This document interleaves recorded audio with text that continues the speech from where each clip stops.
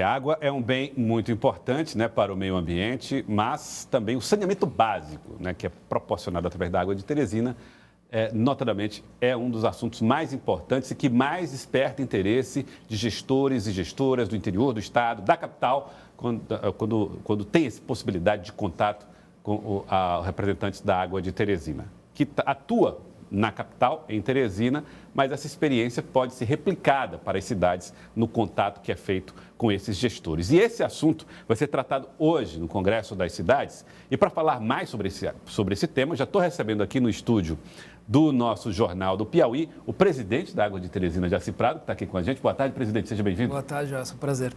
E também o vice-presidente de Relações Institucionais, que é o palestrante dessa tarde, o Rogério Tavares. Tudo bem, Rogério? Boa tarde.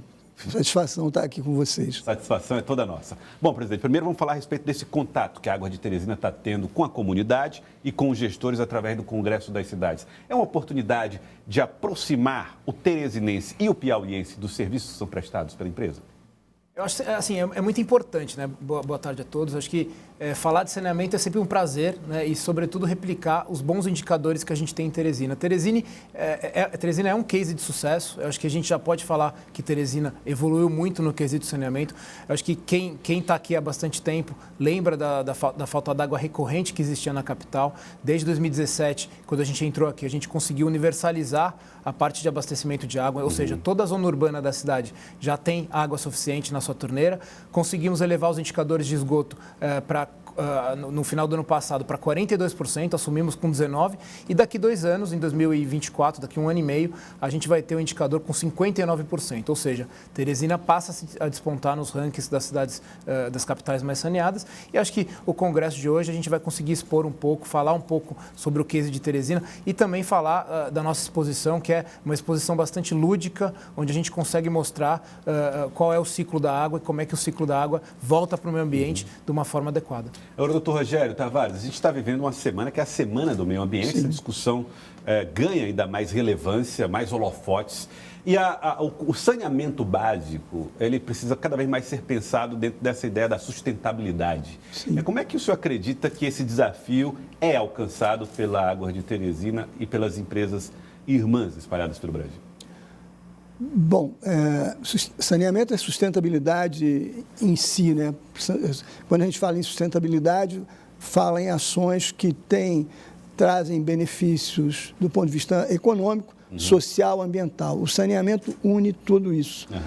É óbvio, pela questão ambiental, de você melhorar os corpos hídricos, evitar que eles sejam poluídos, que eles possam ser usufruídos efetivamente pela população e não serem veículos de transporte de poluentes, como são, na maior parte dos casos, em vários locais do país, né? Aqui em Teresina, a Águas de Teresina, como já se colocou, está fazendo um grande trabalho, já conseguiu oferecer água de qualidade a toda a população na área urbana e está avançando na questão do esgotamento sanitário, exatamente, que é o foco central da questão do ambiente.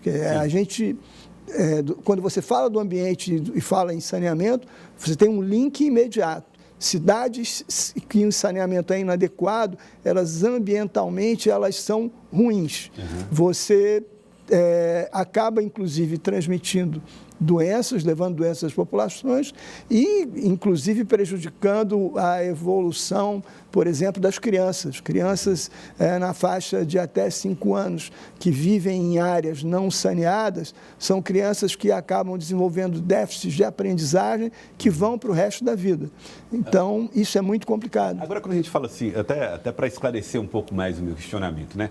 A gente fala em sustentabilidade, mas é dentro desse conceito atual de esgotamento sanitário, porque até pouco tempo atrás, esgotamento sanitário na cabeça das pessoas tira esse esgoto de perto da minha casa. Né? Hoje não é mais assim que se trabalha. Né? Não, de jeito nenhum, porque exatamente é por isso que o país, ele tem uma situação ainda, no geral, quase medieval do ponto de vista do esgotamento sanitário, que a lógica da época medieval é o quê? Você tirava o esgoto da frente, de dentro da sua casa, às vezes lá nos anos 1700, 1800, jogavam na rua. Depois eles viram que jogar na rua ficava ruim e começaram a jogar, dar um jeito de jogar no rio. Mas era o efluente sem nenhum tipo de tratamento e iam poluir os corpos hídricos, de onde eles tirariam água para beber mais adiante. Então, esse é o conceito hoje de esgotamento sanitário, é você conseguir coletar o esgoto, afastar da casa e levar para um local onde ele passa por um processo de tratamento que devolve à natureza, aos rios, aos lagos e ao mar, uma água com um nível de pureza quase igual ao de uma água que seja potável, água para beber.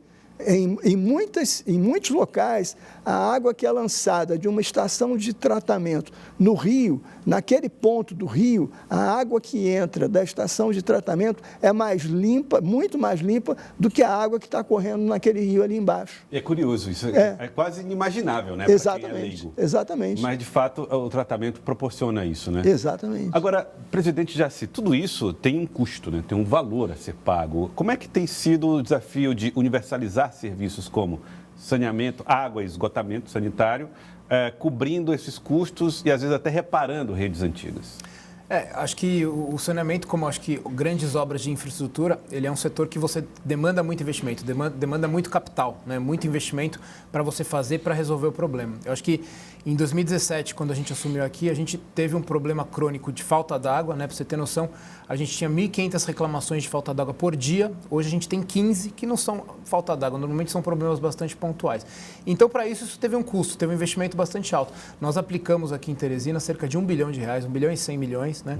Fizemos o anúncio de um pacote de investimentos em esgotamento sanitário há 3 semanas atrás, de R$300 milhões, para elevar os indicadores de esgotamento sanitário dos atuais 42% de coleta e tratamento para 59%. Né? E como eu falei, Teresina passa a despontar no ranking nacional.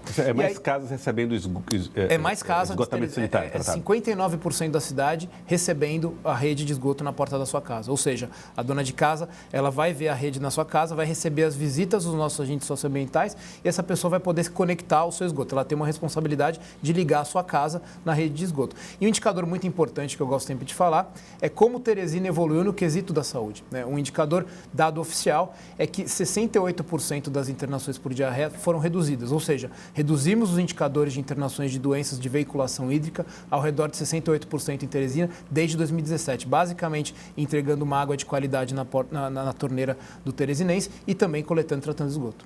Agora, essa rede, doutor Rogério, ela precisa de cuidado. E o cuidado, às vezes, é da dona de casa, do senhor que cuida de sua casa, enfim, dos jovens que estão por lá. A gente tem visto muitas preocupações com o reparo, sobretudo daquelas pessoas que jogam óleo de cozinha na rede de esgoto. Aquilo se transforma num problema, num desafio em todo o Brasil. Já vi esse assunto ser debatido. Como é que a gente pode buscar alcançar um patamar de educação nesse dia a dia? Bom, isso tem que ser um trabalho de conscientização das pessoas. Aqui, no caso de Teresina, a Águas de Teresina faz esse trabalho.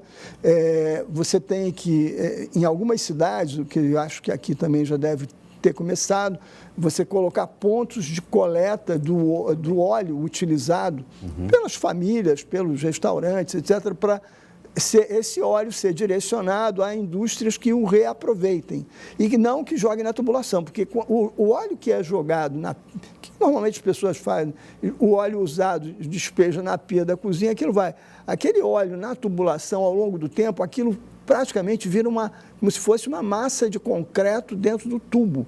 Você entope e você, quando vai fazer o reparo, você às vezes tem que arrebentar e tirar aquele trecho de tubulação e colocar uma tubulação nova, porque não dá para recuperar, porque é como se tivesse concretado internamente aquilo.